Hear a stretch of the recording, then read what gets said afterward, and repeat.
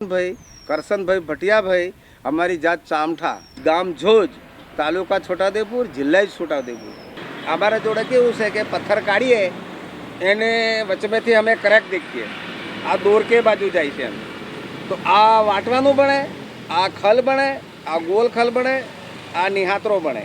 એટલે કેમ કે અમારું પથ્થર કાઢેલું બહાર ના પડે, અવળું ભાંગી ના જાય, એના દૂરથી કાપવાનો. તો એમાંથી નાનો પીસ હોય એનો બને વાટણીઓ, લાંબો મોટો પથ્થર હોય એનો બને નિશાતરો, એનેથી બીજો પથ્થર ચોરસ હોય એનો આકાકાર આપણે હથોડીથી ઘાટ પાડવાનો ઘડીને, એનો દાળ વાટવાનો, મસાલા પીટવાનો પથ્થર બને. એનું ગોલ પથ્થર હોય એની બને ઘંટી બને. એ ઘંટીથી બધા દાળ પાડે, કોઈ દળે, એને જણી ટાંકી દઈએ એટલે પાછું કકરું થઈ જાય, એટલે પેલું મશીનમાં કેવું દળાય એવી રીતનું પાછું ભેળાવાનું ચાલુ થઈ જાય. એનાથી પછી પથ્થરમાં કેવું છે કે પાકો પથ્થર હોય એ ઠણ વાગે, એને જો કાચો પથ્થર હોય એ અવાજ ના આપે, એ કેવું વાગે ઢબ, એટલે સમજી લેવાનું કે આ બેરો કહેવાય.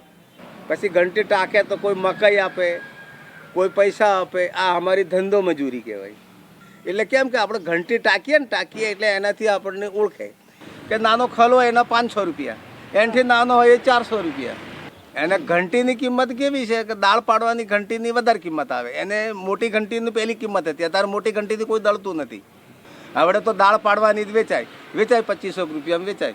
જેને ખલ જોઈએ તો હોય, ઘંટી જોઈએ તો મળે, ગોલ ખલ મળે, નિશાતરો મળે, દાળ વાટવાનો પડિયું મળે, શિલ્લા બી મળે, મસાલો પીસવાનો કે દાણા ખાંડવાનો ખાયણીઓ આવે છે, પેલો પથ્થર જમીનમાં દાટે એ બી મળે આપણે જોડે. આ પથ્થરની વસ્તુ બધી જ મળે. મંદિર ફળિયા જોજ. Mobile number 78 74 26 27 07.